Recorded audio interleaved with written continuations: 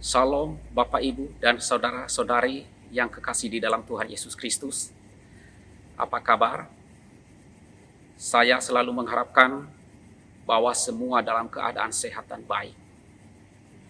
Bapak Ibu, kita bersyukur lagi kepada Tuhan. Satu hari lagi Tuhan telah menambahkan umur kita. Kita pada hari ini masih hidup. Sungguh luar biasa. Walau kita dikelilingi dengan kekhawatiran, ketakutan, tetapi pertolongan Tuhanlah yang kita alami sampai saat ini. Sebelum kita memulai hari ini, baiklah kita bersekutu bersama-sama di hadapan Tuhan.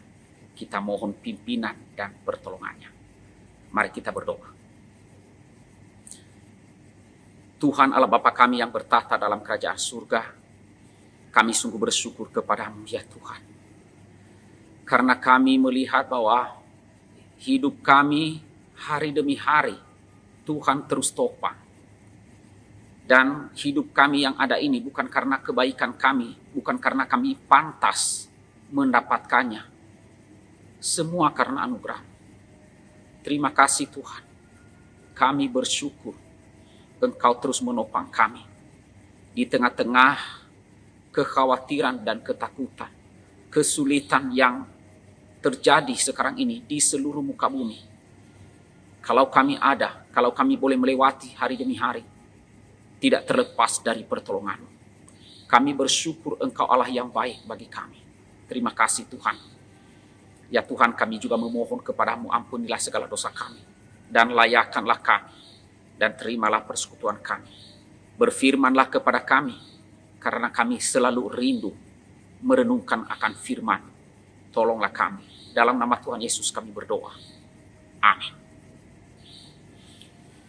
Bapak, Ibu, dan saudara-saudari yang kekasih di dalam Tuhan Yesus Kristus.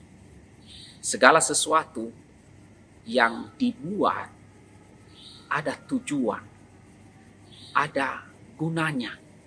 Untuk apa benda itu misalnya dibuat? Misalnya saja saudara adalah pisau. Pisau itu ketika dibuat, maka ada gunanya, ada tujuannya, yaitu untuk meringankan kita. Misalnya untuk memotong sayur. Nah, itu tujuan daripada pisau itu. Nah, demikian juga kehidupan manusia ini, saudara. Ketika Tuhan menciptakan manusia, maka Tuhan menciptakan manusia itu ada tujuannya. Nah, saudara-saudaraku yang kasih dalam Tuhan, tujuan hidup manusia itu telah ditentukan, telah ditetapkan oleh pencipta kita, yaitu Allah sendiri. Dan untuk mencapai tujuan ini sangat penting, oleh karena apakah hidup seseorang itu berarti ataukah tidak. Nah saudara, sejak manusia jatuh dalam dosa, manusia itu membuat tujuan hidupnya sendiri. Kita melihat saudara, apa tujuan hidup manusia setelah jatuh dalam dosa. Saudara, tujuan hidupnya adalah hanya untuk mencari kemuliaan bagi dirinya sendiri. Dari mana kita tahu hal itu? Bahwa manusia itu hanya mencari kemuliaan bagi dirinya sendiri. Saudara, kita ingat bagi yang suka membaca Alkitab, kita ingat peristiwa Babel. Peristiwa Babel itu memperlihatkan kepada kita bahwa manusia itu ingin mencari kemuliaan bagi dirinya sendiri. Yaitu ketika manusia berkata, marilah kita mendirikan bagi kita sebuah kota dengan sebuah menara yang puncaknya sampai ke langit. Saudara, apa masalahnya membuat menara yang tingginya sampai ke langit? Masalahnya adalah ketika manusia itu atau istilah langit itu disebutkan oleh manusia, ya, langit itu menunjukkan tempat Allah, kediaman Allah. Jadi ketika manusia itu berkata ingin mendirikan, membangun menara sampai ke langit, artinya sama saja manusia itu ingin memiliki kedudukan seperti Allah. Nah, saudara-saudaraku yang kasih dalam Tuhan, dari dulu hingga sekarang, ya, manusia itu terus-menerus mencari kemuliaan bagi dirinya sendiri. Memang dulu dan sekarang itu tentu sudah berbeda. Tetapi sekali lagi satu hal yang tidak berubah, yaitu setelah manusia jatuh dalam dosa, yang dicari manusia hanyalah kemuliaan bagi dirinya sendiri. Nah, saudara-saudaraku yang kekasih dalam Tuhan, di zaman ini bagaimana manusia mencari kemuliaan bagi dirinya sendiri? Ada beberapa hal yang perlu kita dalami, kita renungkan. Yang pertama-tama, saudara, manusia mencari kemuliaan dirinya sendiri melalui kekayaan. Saudara, dunia ini mengajarkan semakin banyak uang, maka semakin kaya, maka kita pun akan semakin bahagia.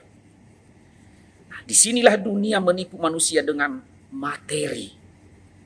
Ada banyak orang berpikir dia banyak uang akan bahagia bila punya motor, mobil, rumah yang besar dan lain sebagainya, merasa bahagia.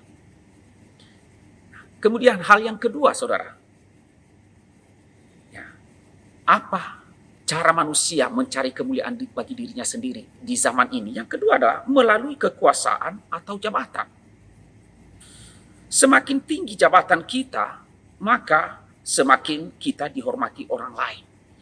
Nah, itu jugalah yang diajarkan dunia ini, yang ditanamkan dunia ini kepada manusia. Dan hal inilah yang menyebabkan banyak orang berlomba-lomba, ya, banyak orang gila hormat mengejar-ngejar jabatan yang tertinggi. Itu yang kedua. Yang ketiga, bagaimana cara manusia mencari kemuliaan bagi dirinya sendiri. Yang ketiga adalah melalui prestasi. Manusia mencari kemuliaan bagi dirinya sendiri melalui prestasi. Dunia juga menipu kita dengan mengajarkan prestasi akan membuat kita bermakna, akan membuat hidup kita ini berguna, bermakna. Jadi, disinilah kita melihat sampai hari ini manusia mencari kemuliaan bagi dirinya sendiri. Nah, saudaraku yang kasih dalam Tuhan, kalau demikian, apakah tujuan hidup manusia? Apa tujuan hidup manusia? Di dalam firman Tuhan yang ditulis oleh Rasul Paulus di dalam Kolose pasalnya yang pertama ayatnya yang ke-15 sampai dengan 23, saya baca untuk kita semuanya. Firman Tuhan berkata demikian. Ia, yaitu Yesus Kristus, adalah gambar Allah yang tidak kelihatan, yang sulung lebih utama dari segala yang diciptakan. Karena di dalam Dialah telah diciptakan segala sesuatu yang ada di sorga dan yang ada di bumi, yang kelihatan dan yang tidak kelihatan, baik singgasana maupun kerajaan, baik pemerintah maupun penguasa.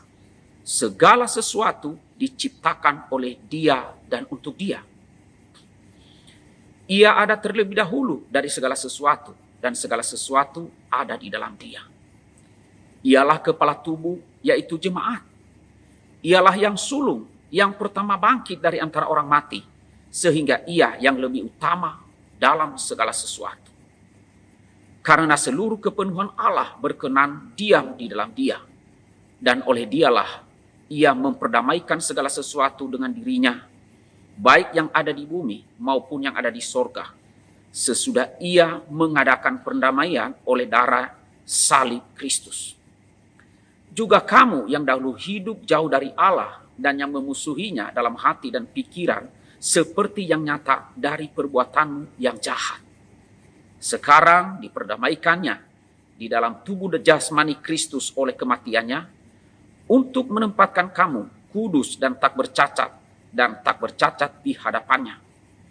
Sebab itu, kamu harus bertekun dalam iman, tetap teguh dan tidak bergoncang, dan jangan mau digeser dari pengharapan Injil yang telah kamu dengar dan yang telah dikabarkan di seluruh dunia di bawah langit, dan yang aku ini, Paulus, telah menjadi pelayannya. Demikian firman Tuhan. Bapak, Ibu, dan saudara-saudaraku yang kekasih di dalam Tuhan Yesus Kristus, di sini Rasul Paulus sedang berbicara mengenai keutamaan dari Tuhan kita Yesus Kristus. Beberapa kali Rasul Paulus itu mengatakan bahwa Tuhan Yesus itulah yang menciptakan segala sesuatu. Tuhan Yesus itulah yang mengepalai gereja. Tuhan Yesus itulah yang mengerjakan keselamatan. Jadi apa artinya semua ini? Ini berarti bahwa Tuhan Yesus adalah yang terutama dalam segala hal. Maka pertanyaannya bagi kita, kalau demikian, apa konsekuensi dari kenyataan bahwa Tuhan Yesus adalah yang terutama dalam segala hal? Konsekuensinya adalah bahwa kita harus menerima bahwa Tuhan Yesus adalah yang terutama dalam hidup kita juga, karena kita adalah ciptaannya, karena kita adalah umat tebusannya. Nah, itulah sebabnya di dalam ayat 16, setelah berkata di dalam Dialah diciptakan segala sesuatu, maka Rasul Paulus berkata, segala sesuatu diciptakan oleh Dia dan untuk Dia. Inilah konsekuensi dari kenyataan bahwa Tuhan Yesus adalah yang terutama dan terbesar dalam segala hal. Maka kita pun umatnya harus mengabdikan hidup kita kepada Dia. Menerima Tuhan Yesus sebagai yang terutama dalam hidup kita. Nah, jadi untuk apakah kita diciptakan? Ya untuk Dia. Ya, untuk apa kita hidup? Ya kita hidup untuk memuliakan Dia. Kita hidup untuk mengutamakan dan membesarkan Dia. Ya, kita hidup bagi Dia untuk kemuliaan Tuhan Yesus Kristus. Nah, saudara-saudaraku yang kekasih di dalam Tuhan Yesus Kristus, hidup bagi Tuhan Yesus tidak berarti kita harus tinggal di lingkungan gereja. Saudara, hidup bagi Dia juga tidak berarti semua anak-anak Tuhan harus menjadi pendeta atau penginjil. Tidak, saudara. Ketika kita mengatakan mau hidup bagi Dia, ini berarti segala sesuatu yang kita lakukan di mana saja, baik itu di rumah, baik itu di tempat kerja, baik itu di gereja, dan baik itu melalui pertemanan kita, haruslah semua itu adalah untuk memuliakan Tuhan. Itu intinya. Jadi orang yang hidup bagi Dia, bagi Tuhan Yesus Kristus, adalah mereka yang menjadikan hidup mereka sebagai Allah Tuhan, sebagai kesaksian hidup dalam keseharian mereka di tengah-tengah masyarakat.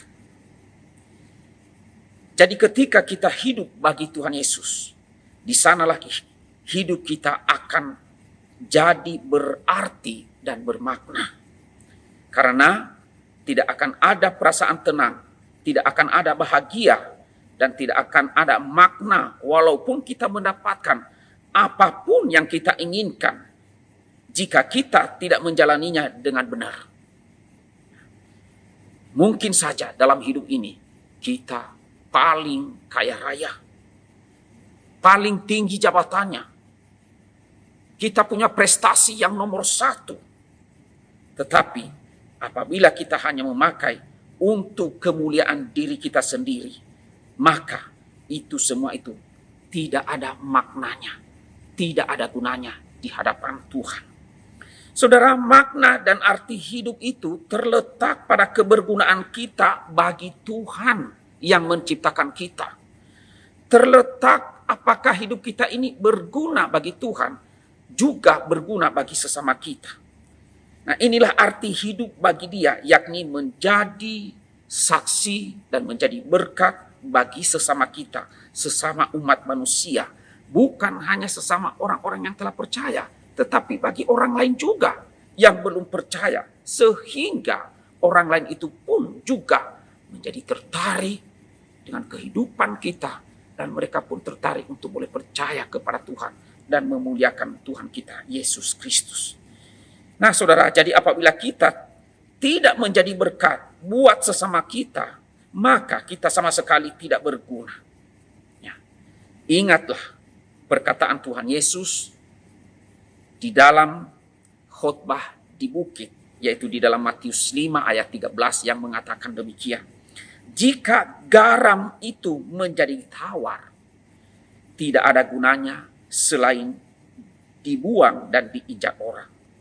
Jadi, jikalau hidup kita tidak menjadi berguna, tidak menjadi berkat, tidak berfungsi sebagaimana yang Tuhan kehendaki, maka itu sama sekali hidup kita tidak berguna dan tidak bernilai dan tidak bermakna di hadapan Tuhan. Kita tidak berharga apa-apa di hadapannya. Nah, saudara-saudaraku yang kekasih di dalam Tuhan Yesus Kristus, apabila kita ini dalam hidup ini ya diberkati oleh Tuhan dengan harta kekayaan yang cukup banyak, apabila kita dipercaya oleh Tuhan dalam hidup ini punya jabatan, dan apabila Tuhan mempercayakan kepada kita, memampukan kita untuk mencapai prestasi yang tertinggi dalam hidup ini, kita bersyukur kepada Tuhan. Namun jangan lupa bahwa marilah kita gunakan semuanya itu bagi kemuliaannya, bagi kehormatan Tuhan Allah kita, sehingga kita hidup ini bermakna di hadapannya. Hidup kita tidak menjadi sia-sia. Jangan kita gunakan itu untuk kemuliaan diri kita sendiri, karena itu tidak ada artinya di hadapan Tuhan. Dan jika hidup itu tidak ada artinya di hadapan Tuhan, jadi untuk apa itu semua? Tidak ada gunanya, kata Tuhan, selain dibuang dan diinjak orang. Tidak ada gunanya hidup yang seperti itu. Hidup yang Tuhan berikan, hidup yang Tuhan tebus adalah agar kita memuliakannya. Dan agar hidup ini berguna bagi sesama kita, bagi orang-orang lain di sekitar kita. Nah, kiranya dengan renungan firman Tuhan pada hari ini, meskipun di tengah-tengah kengerian, ketakutan karena pandemi wabah corona ini selalu mengintai kita, tetapi jangan kita lupa bahwa kita dipercaya oleh Tuhan, diselamatkan, dan kita masih hidup, agar hidup kita berguna di hadapan Tuhan dan juga berguna bagi sesama kita. Biarlah kita menjadi berkat di tengah-tengah kondisi yang sulit seperti ini. Mari kita berdoa. Tuhan Allah Bapa kami yang bertahta dalam kerajaan surga, kami sungguh bersyukur kepadamu ya Tuhan. Kalau Engkau telah memberikan kami pencerahan pada pagi hari ini. Bagaimana seharusnya kami hidup ketika Engkau menciptakan kami. Engkau menciptakan kami dengan satu tujuan yang mulia, yaitu untuk mengutamakan Engkau dalam hidup kami dan untuk memuliakan Engkau, dan juga supaya hidup kami ini berguna bagi dunia ini, berguna bagi orang lain. Ya Tuhan, terima kasih firman-Mu. Kiranya Engkau memberkati itu dalam hati kami, dan kiranya Roh-Mu yang kudus yang selalu mengingatkan kami, membawa kami selalu kembali kepadamu, selalu mempersembahkan hidup ini bagi kemuliaan-Mu. Dimanapun kami berada, baik kami tinggal di rumah, baik kami pergi bekerja, ataupun kami pergi untuk beribadah, ataupun kami pergi berteman, dan hal-hal yang lainnya. Biarlah kami selalu ingat bahwa kami hidup bagi kemuliaan nama Tuhan. Tolonglah kami semuanya ya Tuhan. Lebih-lebih di tengah-tengah kondisi yang sangat menakutkan umat manusia di seluruh muka bumi pada saat-saat ini. Biarlah hidup kami boleh memuliakan Engkau ya Tuhan. Walaupun kami juga mengalami kesulitan, memang itu adalah sudah bagian hidup di dalam dunia ini. Namun kami ingin bertekad kami ingin memuliakan akan Engkau. Berkatilah seluruh jemaat ya Tuhan. Tolonglah dalam menjalani hari-hari ini. Berilah kekuatan iman dan peliharalah iman itu. Dan berikan apa yang dibutuhkan. Berkati mereka yang kekurangan supaya mereka dapat selalu bersyukur bahwa masih ada yang dapat digunakan. Berkat-berkat Tuhan yang masih Tuhan cukupkan. Tuhan berikan untuk kami. Terima kasih Bapa di surga. Inilah doa kami. Di dalam nama Tuhan Yesus Kristus, kami berdoa dan kami bersyukur. Amin.